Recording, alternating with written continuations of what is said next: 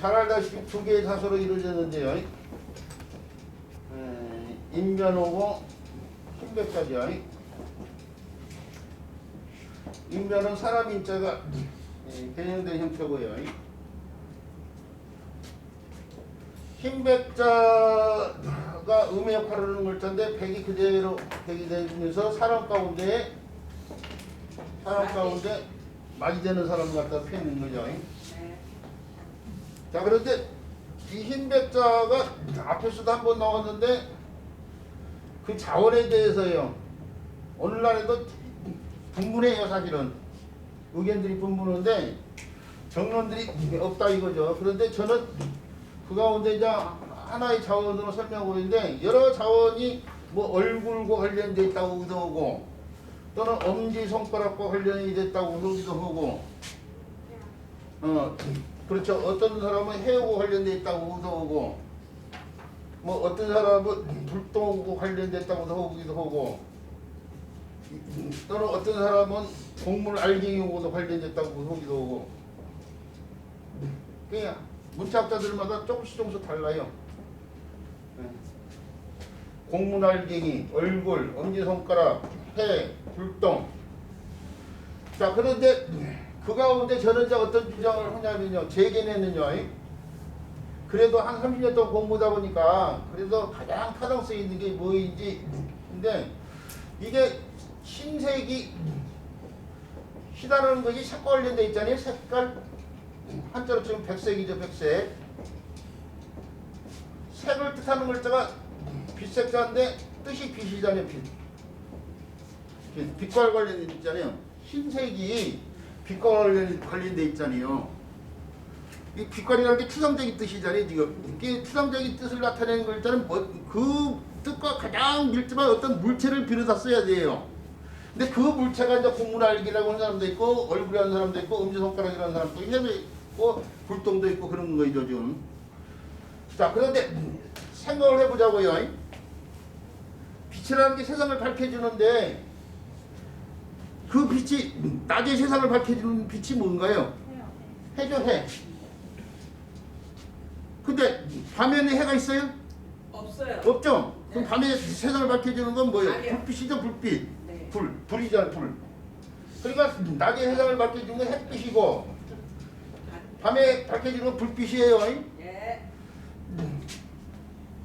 희다라는 뜻을 나타내는데 그 희다라는 뜻이 빛과 관련되어 있고 빛을 갖다가 그런데 자연 상태에서 이 빛을 가장 느낄 수 있는 상황이 낮에는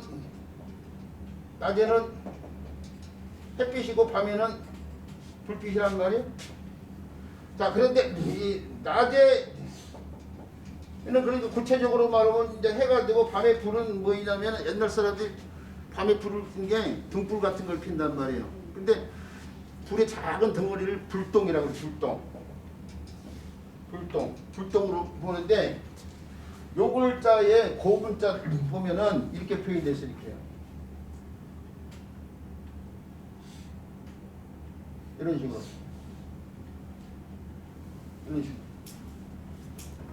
이런 식으로 표현돼요. 이 각고문 형태 이게 각고문 형태. 이게 공문알갱이냐 얼굴이냐 엄지손가락이 해이냐 불똥이냐를 생각해야 되는데 근데 이 형태가 조금 더 근문에서는 이렇게 조금 넓어져 이렇게요.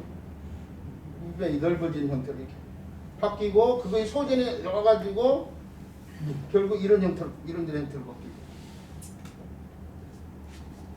이런 형태로 바뀌는데 자, 이 가운데 각골문의 이 형태하고 가장 유사하게 표현했는데 우리가 알고 있는 글자 가운데 한자 가운데 불똥주라는 글자 있어요.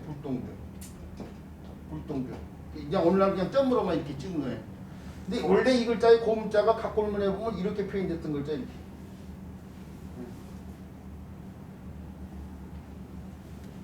등불. 그 촛불 같은데 이나 등불 같은데 심지어 이렇게 타는 등불. 요 형태하고 딱 매치가 돼요.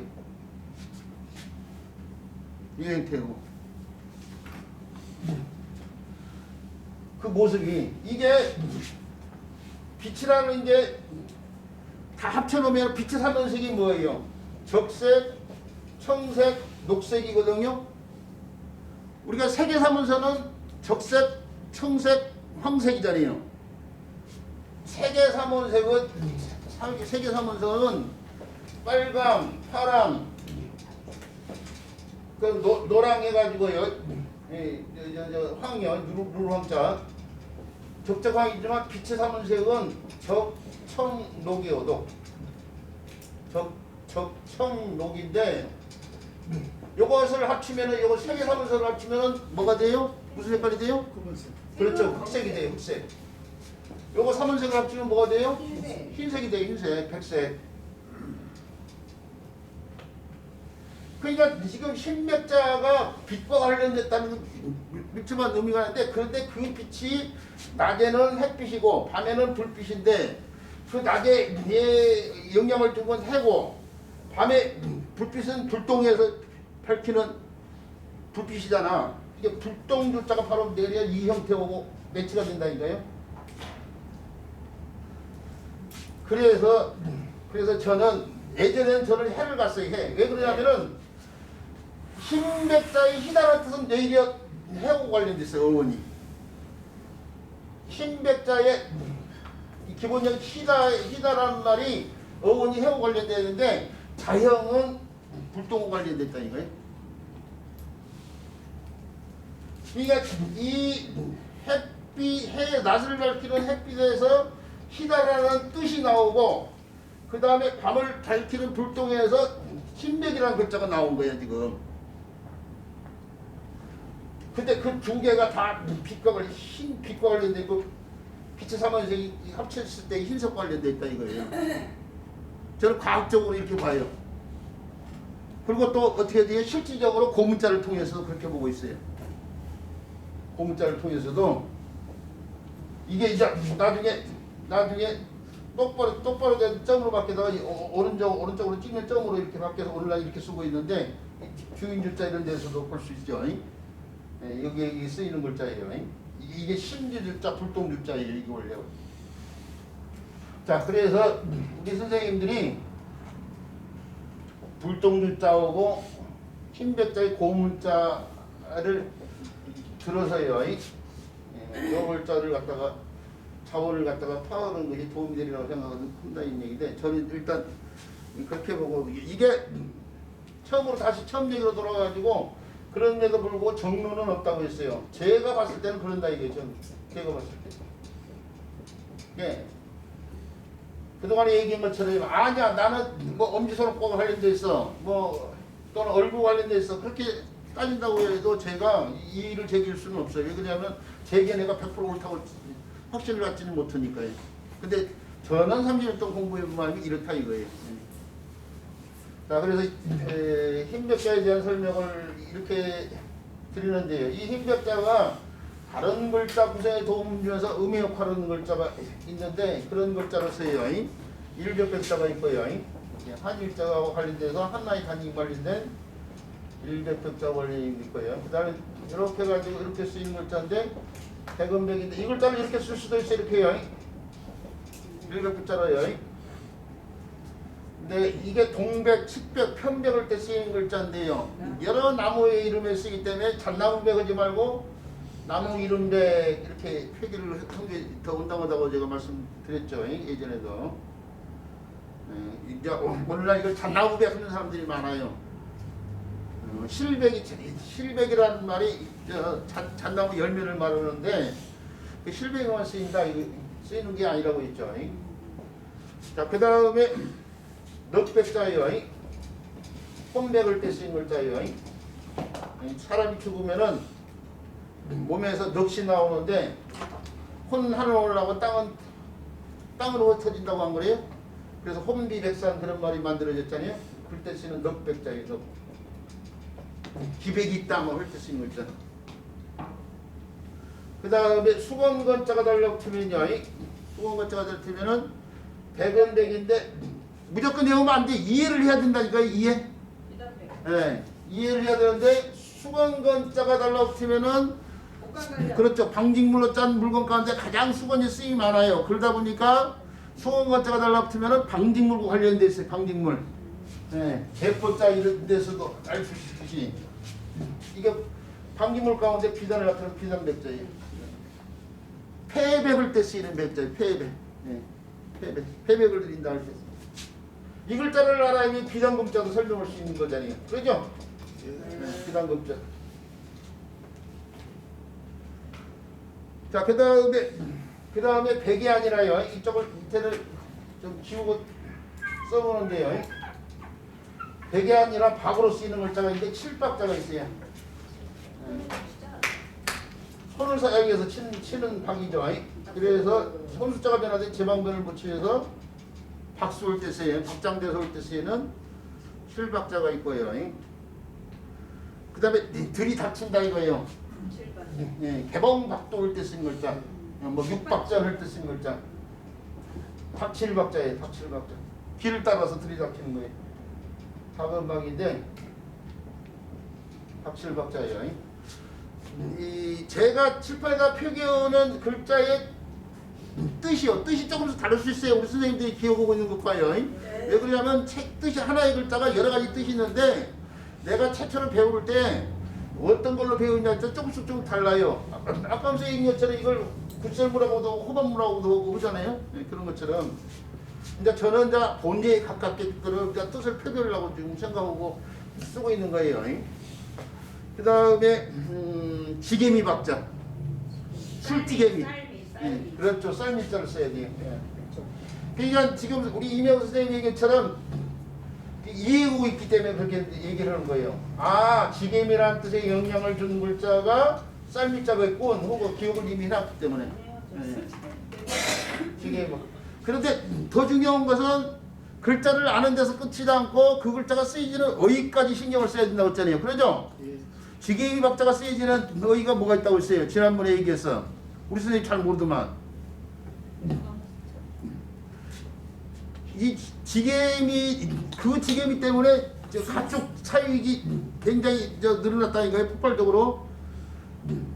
대두, 미국에서 대두를 들여다가 기름을 짜. 그러면 대두를 사람들이 먹고 찌꺼기가 남아. 그 찌꺼기를 가지고 사료로 쓴단 말이에요. 가축 사료 같은 걸로 쓰고. 그래서 가축을 대대적으로 키울 수 있는 상황이 되는데, 근데 이제 그걸 사료로만 쓰지 않고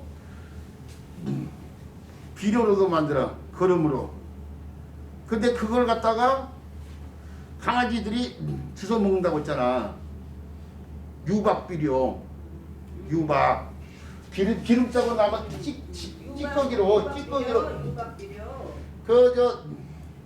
텃밭 가꾸는 사람들은 다 싸서 쓰는 거예요. 다 싸서 쓰는 거. 유박 비료. 뉴스에도 가끔 가서 나와요. 그 개들이 아파트에서 관리소에서 아파트 주변 나무에다가 그 유박비료를 주거든. 이게 오랫동안 비료 성분이 오랫동안 가요. 딱딱하게 굳은 덩어리니까 영향을 주는 거지. 근데 개들이 돌아다니다가 어떻게 돼요? 산책으로 돌아다니다가 그게 기름 짜고 남은 걸로 만들었기 때문에 냄새가 먹을 만하다고 생각한 거야. 그래서 그걸 주워 먹는 개들이 있어 가끔 가다. 그래 탈이 나. 그것 때문에. 그래서 뉴스에 나온다고요. 유박비료가. 저도 유박이라는 말을 뉴스에서 보고 알았어요. 뉴스에서. 한 7, 8년 전에 뉴스를 보는데 유박비료가 어쩌고 해. 그래서 유박이 뭐지 하고 찾아본 거예요 지금.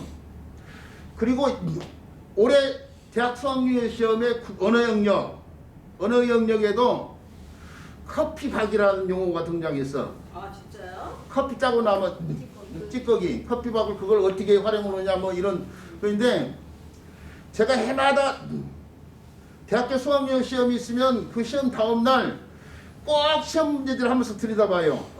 어떤 문제가 나오는지, 한자 관련되는 문제가 뭐 있는지 이런 거 들여다보거든요. 가르친 사람은 들여다봐야 돼요. 그런데 언어 영역 들여다보고 해마다 놀라. 깜짝깜짝 놀라. 해마다. 왜 그러냐면은 어려운 용어들이 그렇게 많아. 한자를 모르면은 개념 파악이 어려운 말들이 너무 많아. 딱 보자마자 이거 한자 의 능력이 있는 애들이 좋은 점수가 나오겠군. 보자마자 할 수 있다니까요. 그러니까 한자를 해야 돼요. 근데 한자로 안 쓰고 한글로 커피밥 이렇게 써놨을 거 아니에요. 이제 커피는 영어고 밥은 이제 한자고 그러니까 혼종어죠 이게 혼종어. 한자로 아니고 한글로 네. 표현했지. 그렇죠. 이제 거기에는 커피 박 이렇게 이제 썼죠. 커피 박 이렇게는. 네. 근데 커피 박이 뭔지를 모르지. 박이 이걸 이 박자인지를 모르지. 껍질 박자인지. 네. 커피 박이 뭐야 하고 있는 거야. 구글 사진은 실내에 있더라고. 저도 찾아봤어요. 그래요? 네. 커피 박이 뭐지 요거. 그러니까 어쨌든 간에 그냥 커피 박을 지금이 박자라는 걸 이제 알려면 지금이 박자부터 알고 난 다음에 커피 박이라는 말을 접근해야겠죠. 하여튼간 그렇다는 얘기고요. 그 다음에 고인지 조박이라는 말도 있잖아요. 고인지 조박, 고인 조박이라고. 우리 허문 선생님한테 늘상 드리는 게 제가 수업 시간에 드리는 어휘는 우리 일상생활에서 쓰여지는 어휘들 그 정도에 한계된다고 해요. 이게 이제 그 이상을 벗어나고 지금 끝도 없어 없어져 버려요. 잘 안 쓰이는 어휘까지 막 신경 쓰라고 치면은 그 엄청나게 많은 어휘까지 다 해야 되니까 일상 대화 속에서 알아줘야 될 정도 그 정도의 선에서 딱 끝이는데 이제 저는 이제 그 선 안에서만 이제 얘기하는 거예요. 네. 이건 지게미 조 이거 아니야? 자, 그 다음에 hun백백자를 이렇게 같이 써. hun백백자 써. 사입이라는 뜻인데 hun백백자 써. 지게미 조자, 조광기체의 조자하고 지게미 박자 쓴 그 얘기를 하신 것 같은데 일단 그 정도는 하고요. 그 다음에 이렇게 해가지고 이렇게 쓰면은 박은 박인데 배줄자가 달라붙어가지고 배는 배인데 그냥 배가 아니고 큰 배예요. 큰 배. 큰 배. 이렇게 해가지고 이렇게 쓰면 이거 기록이 형자가 아니고 큰 기록이 형이란 말이에요. 이게 큰을 반드시 붙여야 돼요. 예. 그런 것처럼 그래도 반드시 큰을 붙여야 돼요. 저 선박해서 할 때 쓰이는 박인데 박래품 뭐 이런 말들이에요. 그런 데 쓰이는 박자가 바로 이것저거예요. 그 다음에 물가에다가 배를 댄다고 해서 배들 박자죠. 1박 2일 무박여행 뭐 할 때 쓰는 것자예요. 배들 박자예요. 그 다음에 배나무를 얇게 쪼개가지고 엮은 발이요. 발 박자예요. 배들 박자가 음역하면서 대나무 관련돼 가지고 발박자인데 음박지 금박지 이렇게 쓰이는 글자라고 있죠. 네. 그 다음에 구슬 옥자의 원래 형태하고 근데 옥돌이죠. 그러니까 옥돌. 옥돌인데 중국 사람들이 많이 사용하고 아끼는 돌이 푸른 옥이에요. 푸른 옥, 청옥. 그 푸른 옥과 관련돼 가지고 이 풀을 벽이라는 글자인데 벽을 나타내기 위해서 흰백자를 여기다가 또 붙이죠. 이렇게요. 네. 옥돌, 푸른 옥돌과 관련돼 있어요. 푸른 옥돌.